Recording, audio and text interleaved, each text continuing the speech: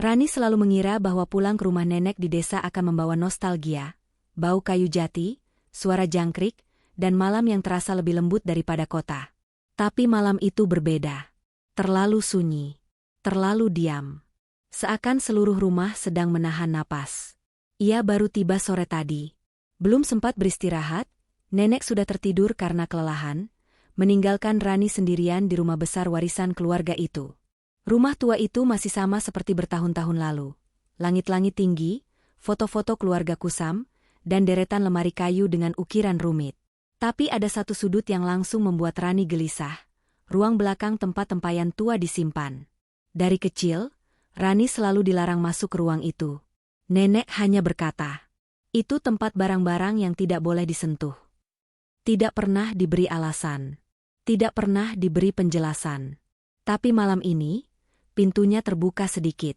Awalnya Rani ingin mengabaikan.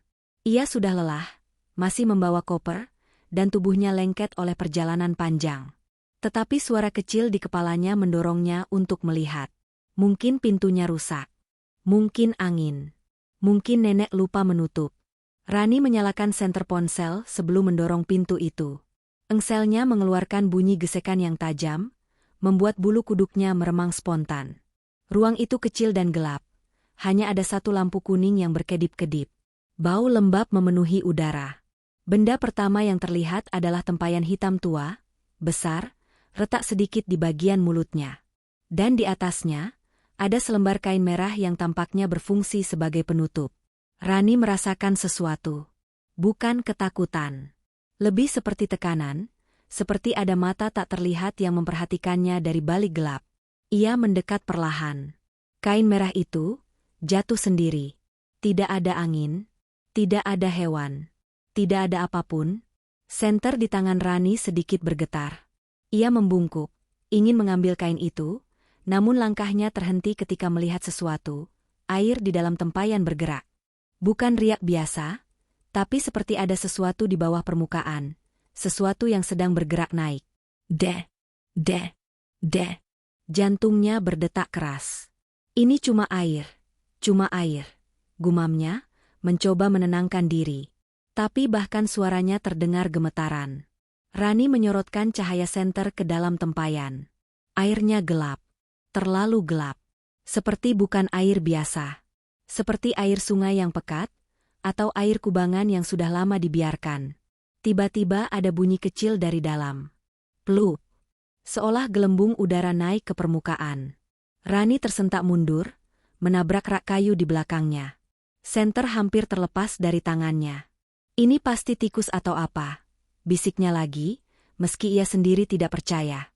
Ia merendah perlahan, mencoba melihat lebih jelas. Ada dorongan aneh dalam dirinya, antara ingin kabur dan ingin tahu. Dan entah kenapa, rasa ingin tahu itu menang. Perlahan, ia mendekat, dan mengintip lebih dalam. Air itu bergerak semakin cepat. Cahaya senter memantul kacau di permukaan gelap.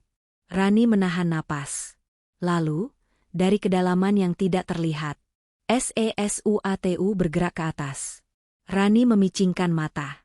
Cahaya senter memotong kegelapan dan mengenai bentuk bulat berwarna pucat, seperti batu, atau bentuk itu naik sedikit lagi. Rani membeku. Itu dahi manusia. Rambut hitam panjang yang basah mengambang. Kemudian, perlahan, seperti seseorang yang muncul dari air, sebuah kepala manusia naik ke permukaan. Kulitnya pucat kehijauan. Mata terbuka, tapi kosong. Tidak berkedip. Tidak hidup. Rani terdiam. Napasnya tercekat. Seluruh tubuhnya menolak untuk bergerak. Kepala itu berhenti di permukaan air, seakan menatap tepat ke arah Rani. Lampu ruang belakang berkedip keras. Dan tepat sebelum seluruh ruangan gelap total, mulut kepala itu bergerak sedikit. Seperti tersenyum. Lampu padam. Rani menjerit. Senter terjatuh. Ruangan tenggelam dalam kegelapan total. Dari arah tempayan, terdengar bunyi air menetes, lalu suara yang tidak boleh muncul dari benda mati. Bisikan pelan, serak, dekat. Kamu akhirnya lihat juga. Kalau kalian merasakan aura aneh sejak awal bagian tadi, Coba tulis di komentar apa yang menurut kalian sebenarnya tinggal di dalam tempayan tua itu. Jangan lupa like video ini, dan subscribe biar kalian gak ketinggalan kelanjutan ceritanya. Masih banyak yang bakal bikin kamu merinding. Rani tidak tahu berapa lama ia membeku dalam gelap. Teriakannya sebelumnya seperti tertelan dinding-dinding rumah tua itu. Ruangan terasa semakin sempit, semakin dingin, semakin menekan.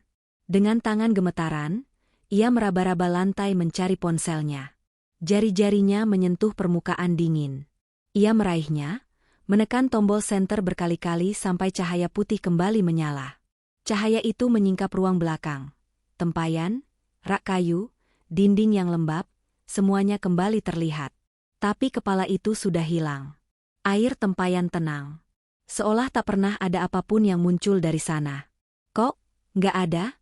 Gumam Rani, napasnya masih terputus-putus. Ia mundur pelan, memegang dinding untuk menenangkan diri. Ketakutan itu nyata. Ia tidak sedang berhalusinasi. Ia melihat kepala itu. Ia mendengarnya. Ia mendengar bisikannya. Rani memaksa diri keluar dari ruang belakang dan menutup pintu itu rapat-rapat. Pintu kayu itu ia dorong hingga bunyinya keras, seperti ingin mengurung kembali sesuatu di dalam. Ia kembali ke ruang tengah. Lampu ruang tengah masih menyala, membuat kontras dengan gelapnya ruang belakang. Rani memijit pelipisnya, mencoba mengatur napas. Aku harus bangunin nenek, pikirnya. Tapi ketika ia hendak melangkah ke kamar nenek, sesuatu menghentikannya. Di meja kecil ruang tengah, ada sebuah album foto tua yang terbuka. Rani yakin album itu tadinya tertutup saat ia datang sore tadi. Bahkan ia tidak ingat menyentuhnya sama sekali. Halaman yang terbuka menampilkan foto hitam putih seorang perempuan kecil, anak berusia sekitar 8 tahun. Perempuan itu berdiri di halaman rumah, tepat di depan pintu ruang belakang. Dan di sampingnya berdiri seorang wanita dewasa yang Rani kenal, ibunya. Fotonya tampak lusuh, tepinya menguning. Tetapi sesuatu yang lain membuat darah Rani serasa berhenti mengalir. Di sisi kiri foto, terlihat sudut tempayan tua itu. Dan di permukaan air tempayan, tampak pantulan wajah yang tidak sesuai dengan siapapun di foto. Kulit pucat, mata kosong, rambut basah menutupi sebagian muka. Wajah yang sama yang baru saja muncul di depan Rani beberapa menit lalu. Apa ini? Bisik Rani sambil menahan gemetar. Ia membalik halaman berikutnya. Foto keluarga. Foto rumah. Foto nenek waktu muda. Semua biasa. Tapi di halaman terakhir yang terbuka, ia menemukan sesuatu yang lebih mengerikan. Foto ibunya yang sedang duduk di depan tempayan, tersenyum ke arah kamera. Namun di belakangnya, dari dalam bayangan, tampak dua tangan pucat seperti sedang meraih bahunya. Rani menutup mulut, ingin menahan teriakan. Ia tak pernah melihat foto-foto ini. Ibunya tak pernah bercerita apapun soal masa kecilnya di rumah nenek. Tidak pernah menyebut tempayan itu. Tidak pernah menyebut ritual. Tidak pernah menyebut apapun tentang kepala atau air atau bisikan. Rani menatap foto pertama lagi, foto ibunya kecil bersama tempayan. Dan di bawahnya, ada tulisan tangan yang hampir pudar. Penjaga pertama. Garis keluarga dimulai di sini. Penjaga? Garis keluarga? Pertama? Siapa penjaganya sekarang? Nenek? Atau dirinya? Saat Rani masih berusaha memahami semuanya, terdengar suara dari luar jendela. Ketuk. 1 kali. Lalu 2 kali. Rani menoleh. Jendela itu tertutup rapat, tidak ada siapapun di luar, tapi suara ketukan terdengar sangat jelas. Terlalu jelas. Seperti seseorang mengetuk kaca dari jarak dekat. Ia maju selangkah. Cahaya lampu ruang tengah tidak cukup menjangkau seluruh halaman. Hanya terlihat bayangan pohon pisang yang bergoyang perlahan dalam gelap. Ketuk. Ketukan ketiga. Siapa di luar? Tanya Rani dengan suara kecil. Tidak ada jawaban. Hanya ketukan keempat. Lebih keras, lebih dekat, seperti mengetuk tepat di sisi kaca. Rani mendekat, meski setiap sel tubuhnya ingin pergi menjauh. Cahaya lampu berkilau di permukaan kaca jendela. Dan saat Rani berdiri hanya beberapa sentimeter dari kaca, ia melihat sesuatu. Sebuah bayangan kepala manusia menempel di sisi luar jendela, wajahnya tidak terlihat jelas, hanya bentuknya saja, bulat, rambut terurai, diam tak bergerak. Rani hampir menjerit. Bayangan itu mendekat sedikit hingga begitu jelas terlihat. Rambutnya basah. Sangat basah. Seperti baru keluar dari air. Lalu mata bayangan itu terbuka, dua lingkaran kosong yang mengarah tepat ke mata Rani dari balik kaca tipis itu. Rani mundur cepat, tersandung meja, album foto jatuh ke lantai. Saat ia menoleh kembali ke jendela, bayangan itu sudah menghilang. Dan dari arah ruang belakang, terdengar bunyi lain. Plup. Suara gelembung air naik. Dari dalam tempayan. Rani berlari menuju kamar nenek. Ketakutan membuat langkahnya limbung, tapi ia memaksa maju. Ia butuh seseorang, siapa saja, yang bisa memberi jawaban sebelum ketakutan itu berubah menjadi sesuatu yang tidak bisa ia kendalikan. Ia membuka pintu kamar nenek.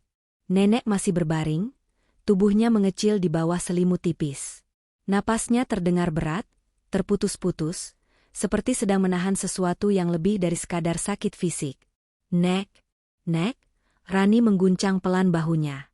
Nenek membuka mata, samar-samar, seolah butuh waktu untuk mengenali wajah di depannya. Rani? Suaranya lirih, hampir tidak terdengar.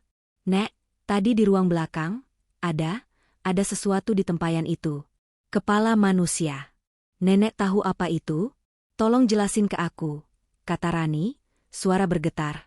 Bola mata nenek membesar. Untuk pertama kalinya Rani melihat jelas ketakutan di mata wanita tua itu. Kamu lihat? Bisik nenek. Kamu, sudah lihat? Rani mengangguk pelan. Nenek memejamkan mata, wajahnya menegang. Seharusnya, bukan kamu. Seharusnya belum waktunya kamu tahu. Jadi memang ada sesuatu? Rani meninggikan suara. Aku butuh penjelasan, Nek. Nenek hendak bicara, namun tubuhnya tiba-tiba kaku. Napasnya semakin cepat. Ia menggenggam tangan Rani dengan kekuatan yang tidak seharusnya dimiliki seorang wanita setua itu. Kamu harus panggil Pak Lurah, kata nenek lirih. Dialah satu-satunya yang tahu ritual ini. Aku tidak bisa lagi menjaga. Sebelum Rani sempat bertanya, nenek sudah kembali memejamkan mata. Tidak pingsan sepenuhnya, tapi sangat lemah. Rani menarik napas dalam-dalam. Ia tidak bisa menunggu. Ia harus bergerak sekarang. Ketukan jendela, foto tua yang berubah, kepala di tempayan, semuanya semakin dekat. Jika tidak ada jawaban, ia bisa kehilangan akal. Ia mengambil kunci motor lama nenek di gantungan dekat pintu. Angin malam desa terasa aneh malam itu, lebih dingin, lebih kosong. Rumah-rumah gelap, hanya 1-2 lampu teras yang menyala. Di kantor kecil dekat balai desa, lampu masih hidup. Pak Lurah, atau tetua desa yang dikenal penduduk sebagai Mbah Tirta, sedang duduk membaca kitab tua. Pria tua itu langsung mengangkat kepala ketika Rani masuk, seolah sudah tahu ia akan datang. Malam yang buruk untuk keluarga kalian, ya? Katanya pelan. Suara itu membuat bulu kuduk Rani naik. Mbah, aku butuh bantuan. Ada sesuatu di rumah nenek. Tempayan di ruang belakang, ada kepala manusia di dalamnya. Dan, kepala itu hidup. Mbah Tirta menutup kitabnya perlahan. Jadi, kamu akhirnya mewarisi penglihatan itu, gumamnya. Apa maksudnya? Aku cuma lihat sesuatu yang seharusnya nggak ada. Rani hampir berteriak. Mbah Tirta berdiri, mengambil lentera minyak. Baiklah, aku jelaskan. Tapi kamu harus siap, karena sekali kamu tahu, kamu nggak akan bisa kembali seperti sebelumnya. Rani mengangguk, meski jantungnya berdetak keras. Mbah Tirta mulai berjalan keliling ruangan, mengambil beberapa gulungan kain dan botol kecil berisi air keruh. Yang kamu lihat itu disebut warga sini sebagai kepala penyesal. Rani menahan napas. Itu, hantu? Bukan sekadar hantu, jawab Mbah Tirta. Itu roh seorang dukun yang meninggal tidak utuh ratusan tahun lalu. Tubuhnya dikubur di pemakaman desa, tapi kepalanya tidak pernah ditemukan. Kepalanya disembunyikan oleh leluhurmu. Rani mundur setengah langkah. Kenapa? Keluarga kami. Karena leluhurmu adalah orang pertama yang dukun itu coba kutuk. Leluhurmu membunuhnya sebelum kutukannya selesai. Tapi kepala itu masih hidup, dan dendamnya tidak pernah hilang. Mbah Tirta menatap Rani serius. Jadi, generasi keluarga kalian diberi tugas menjadi penjaga tempayan. Setiap kepala keluarga harus menjaga agar kepala itu tidak bangun, tidak mencari tubuhnya, tidak keluar dari tempayan. Rani menggeleng keras. Nenek enggak pernah cerita. Karena semakin sedikit yang tahu, semakin aman. Mbah Tirta mendekat. Tapi sekarang tempayan itu sudah mulai bangun. Itu berarti nenekmu sudah terlalu lemah untuk menahannya. Rani mengingat bisikan yang ia dengar. Kamu akhirnya lihat juga. Seolah kepala itu tahu namanya. Atau paling tidak, garis darahnya. Rani bertanya pelan, kalau kepala itu keluar, apa yang terjadi? Mbah Tirta tidak langsung menjawab. Ia hanya menatap Rani lama, sebelum akhirnya berkata dengan suara sangat pelan. Jika kepala penyesal keluar, ia akan mencari tubuhnya. Jika tidak menemukannya, ia akan mengambil tubuh keturunan pertama di garis itu. Mbah Tirta menatap tepat ke mata Rani. Dan itulah kamu, Rani. Dunia seakan berhenti. Rani merasa seluruh darahnya membeku. Tidak, tidak mungkin. Itu sebabnya kamu melihatnya, lanjut Mbah Tirta. Ia melihatmu juga. Itu bukan kebetulan. Lentera di tangan Mbah Tirta bergetar sedikit, seolah angin dingin tak terlihat lewat. Kalau kamu mendengar bisikannya. Ia berhenti. Itu artinya kepala penyesal sudah menganggapmu pengganti tubuhnya. Rani menelan ludah, mata berkaca-kaca. Ada cara menghentikannya, kan? Mbah Tirta memejamkan mata. Hanya satu. Ia membuka mata kembali. Kamu harus melakukan ritual pengunci sebelum kepala itu keluar sepenuhnya. Bagaimana caranya? Kita harus kembali ke rumah nenekmu, malam ini juga. Rani mengangguk, meski ketakutan merayap naik dari kakinya hingga ke tengkuk. Ia tahu, setelah kembali ke rumah itu, tidak ada yang akan sama lagi. Rani dan Mbah Tirta tiba di halaman rumah nenek ketika malam sudah sangat pekat. Udara desa terasa berbeda. Bukan sekadar dingin, tapi berat, seperti ada sesuatu di udara yang tidak seharusnya hidup. Lentera di tangan Mbah Tirta bergoyang karena angin yang datang dari arah rumah, bukan dari pepohonan. Ini, angin apa, Mbah? Tanya Rani pelan. Bukan angin, jawab Mbah Tirta. Ini tanda kalau kepala itu sudah tidak sabar. Rani menelan ludah. Saat mereka mendekati rumah, pintu depan terbuka sedikit. Padahal Rani yakin ia menutupnya rapat saat keluar tadi.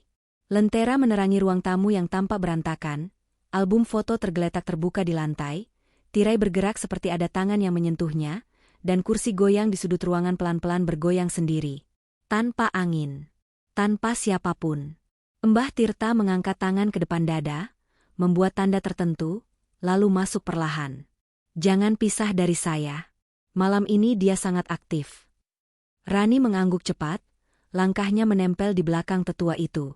Dari ruang belakang, tempat tempayan berada, terdengar suara air memercik. Pelan, berulang, seperti ada sesuatu yang naik turun, menabrak sisi tempayan. Plah, plah, plah. Dia gelisah, kata Mbah Tirta. Kita terlambat beberapa jam. Kita harus bantu nenek dulu, kata Rani panik. Tapi sebelum mereka menuju kamar nenek, suara dari ruang belakang berubah. Bukan lagi bunyi air, tapi bunyi seperti benda keras yang bergerak di dalam wadah sempit. Krek, krek, seperti tulang menggesek keramik. Rani memucat. Apa itu? Mbah Tirta menatap ke arah ruang belakang, sorotnya cemas namun tegas. Itu, kepala itu sedang mencoba bangkit. Kita harus mengikatnya kembali sebelum ia keluar seluruhnya. Mereka berdua berjalan perlahan menuju ruang belakang. Setiap langkah terasa panjang, seperti lorong rumah memanjang sendiri. Saat pintu ruang belakang akhirnya terlihat, sesuatu membuat Rani berhenti. Pintu itu bergetar, tidak keras, tapi jelas bergerak. Seolah ada sesuatu di dalam yang menghantamnya berulang dari sisi lain. Tum, tum, tum. Mbah, Suara Rani pecah. Kalau kepala itu keluar, apa yang dia lakukan dulu? Mbah Tirta tidak menatap Rani. Sesuatu yang sama seperti yang dia lakukan ratusan tahun lalu, mencari tubuh. Dan sekarang, tubuh itu milikmu. Rani memegangi dadanya, napasnya kacau. Mbah Tirta mengunci lentera pada kait dinding, lalu mengeluarkan kain putih panjang dengan tulisan aksara Jawa kuno. Ia menaruh sebuah botol kecil berisi cairan kehitaman. Ingat, katanya. Kalau saya suruh kamu tutup pintu, kamu tutup. Jangan lihat ke dalam. Belum sempat Rani menjawab, pintu ruang belakang tiba-tiba berhenti bergetar. Mendadak tenang, terlalu tenang. Mbah Tirta memegang gagang pintu dengan kedua tangan, bersiap dengan mantra. Ia menarik napas panjang, lalu mendorong pintu pelan-pelan terbuka. Cahaya lentera masuk. Ruang belakang tampak kosong. Tidak ada yang berubah, kecuali tempayan. Tempayan itu bergeser sendiri sekitar setengah meter dari posisi awalnya. Air di dalamnya tumpah ke lantai. Kain merah terbuka lebar, basah seluruhnya. Yang lebih menakutkan lagi, di sisi tempayan, ada jejak air berbentuk lingkaran, seolah sesuatu yang bulat dan basah pernah berada di lantai. Dan dari jejak itu, terlihat seret air kecil yang mengarah ke arah pintu keluar. Rani terguncang. Mbah, kepalanya keluar. Mbah Tirta menunduk pelan mengikuti jejak air itu. Belum jauh. Dia masih di dalam rumah. Rani menahan napas. Mbah Tirta bergerak cepat. Ia berdiri di depan tempayan, mulai merapalkan mantra dalam bahasa Jawa halus, mengangkat kain putih bertulisan aksara. Namun sebelum ia selesai, sesuatu berubah di dalam tempayan. Air yang tadinya tumpah mulai bergerak mundur, naik kembali ke dalam tempayan seperti disedot oleh kekuatan tak terlihat. Ada bunyi gemuruh pelan dari dasar wadah. Dan dari dalamnya, muncul suara samar. SSSHHH. Anak itu sudah datang. Rani mundur ketakutan. Mbah Tirta berteriak. Jangan dengarkan dia.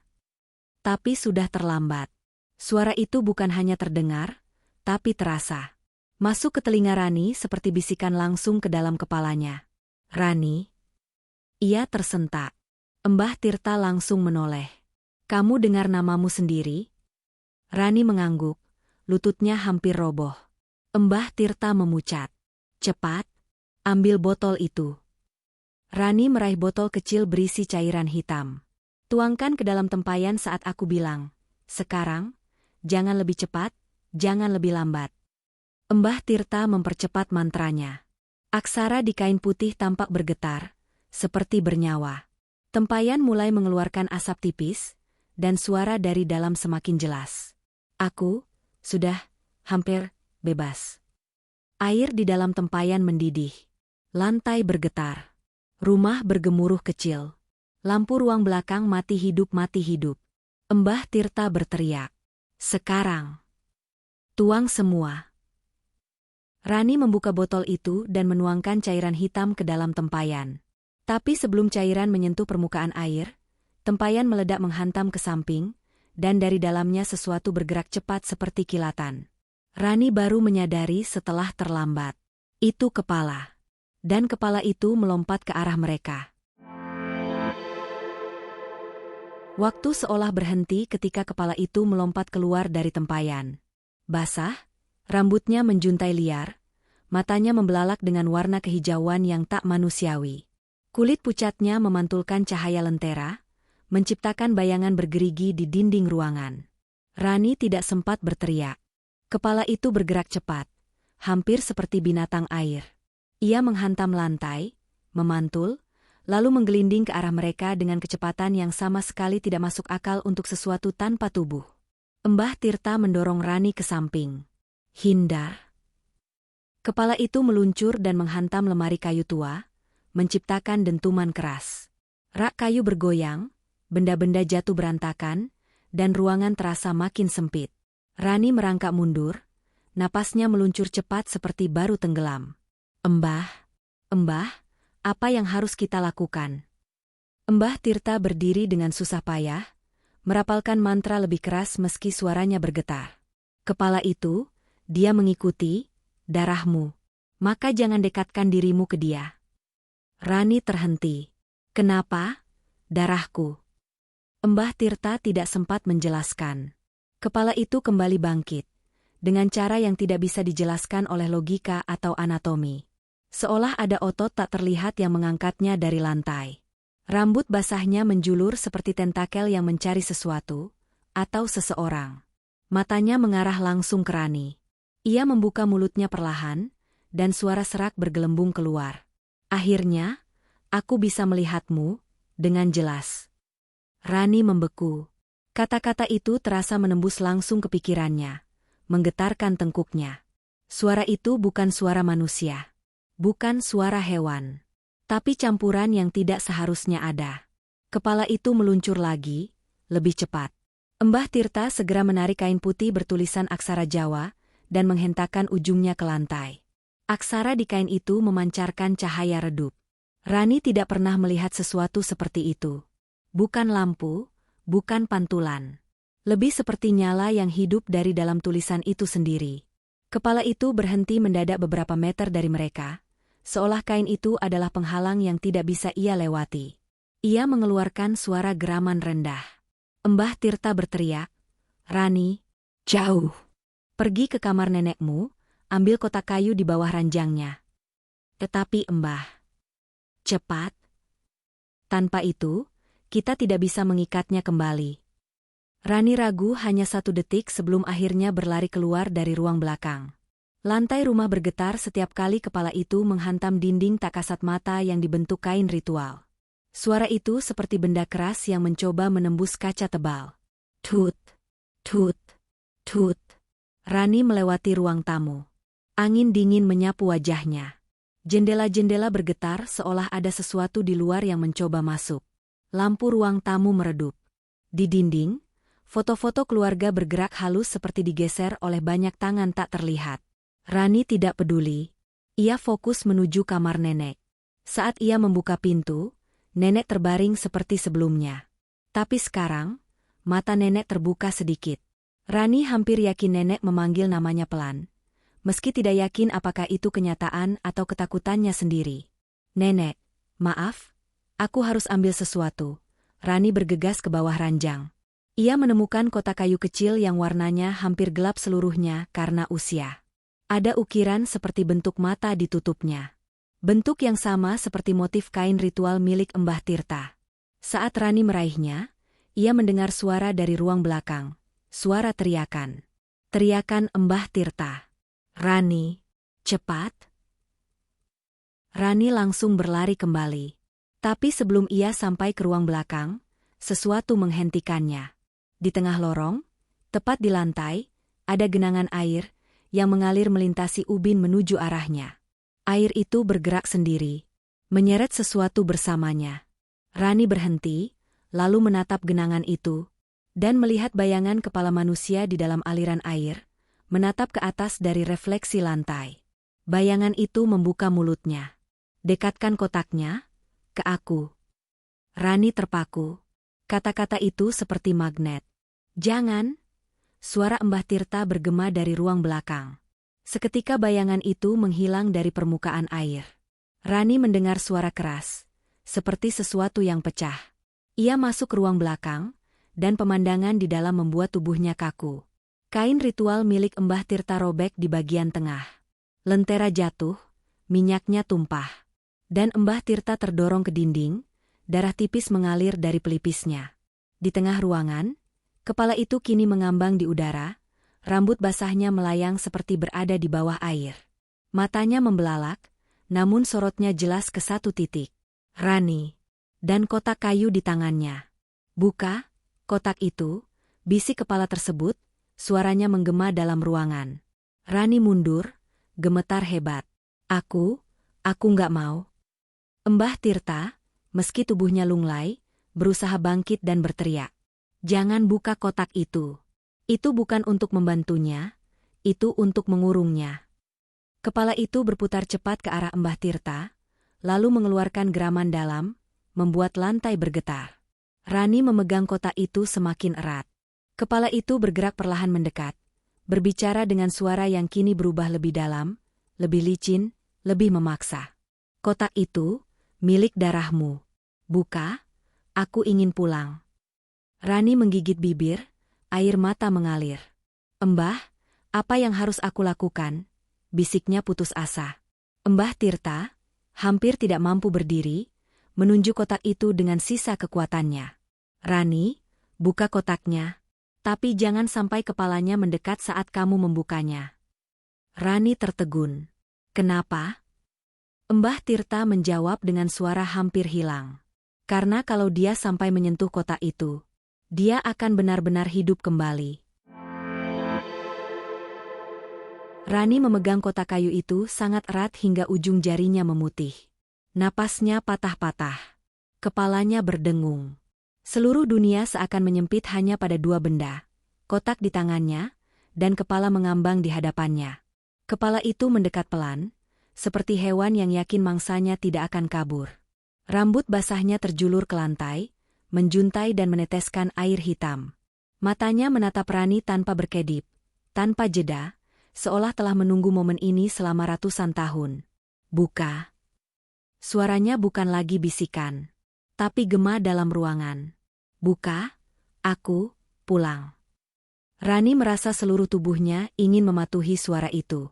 Seperti ada magnet yang menarik urat-uratnya, memaksa jari-jarinya bergerak. Kotak di tangannya bergetar samar, hangat, seperti benda itu punya napas sendiri.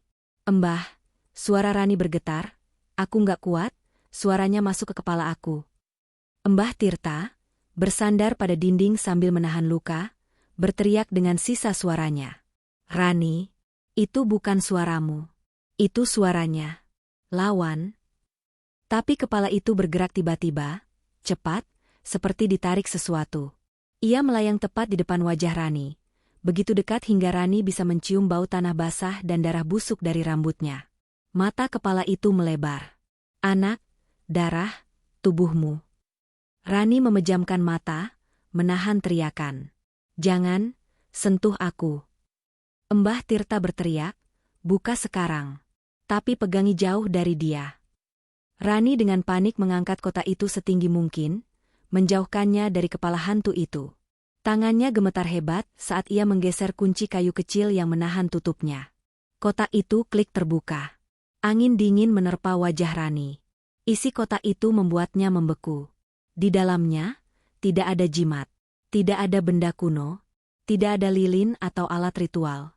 Yang ada hanya cermin kecil retak. Cermin kuno hitam keabu-abuan. Rani bingung. Mbah, ini cermin? Ini apa?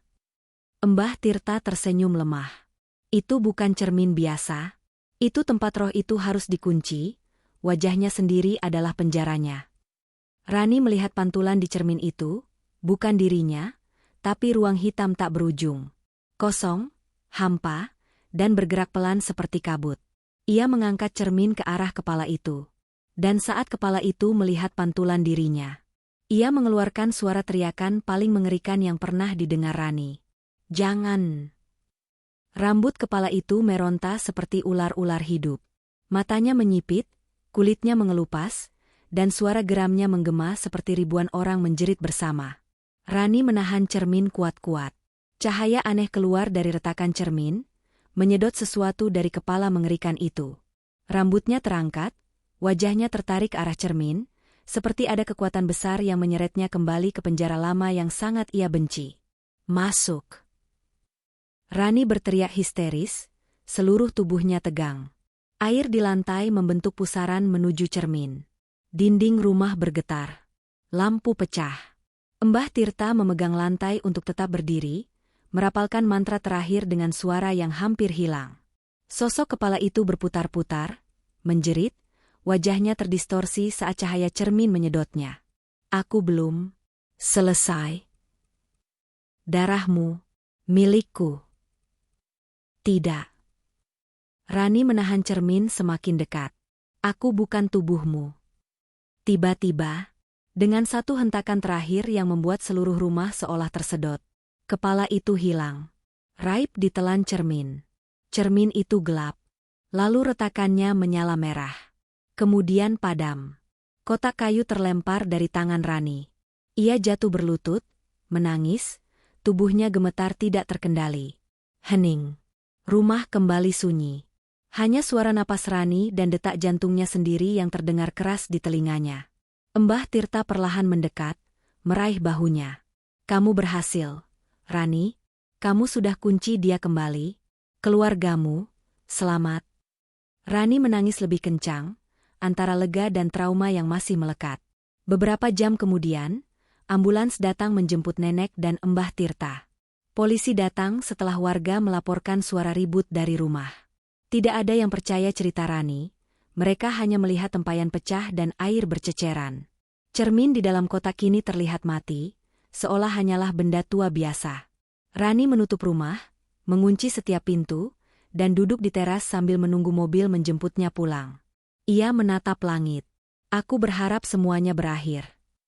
Namun saat ia menunduk, ia melihat sesuatu di lantai teras. Sebuah setetes air. Hanya satu. Lalu dua. Lalu tiga. Rani memandang ke arah pintu rumah. Jejak air kecil, bergerak pelan, keluar dari bawah pintu, menuju kakinya. Rani membeku. Perlahan, sangat pelan, kotak kayu di tangannya bergetar. Lalu dari dalam kotak, terdengar suara. Pelan. Serak. Tidak mungkin salah. Raa, nih.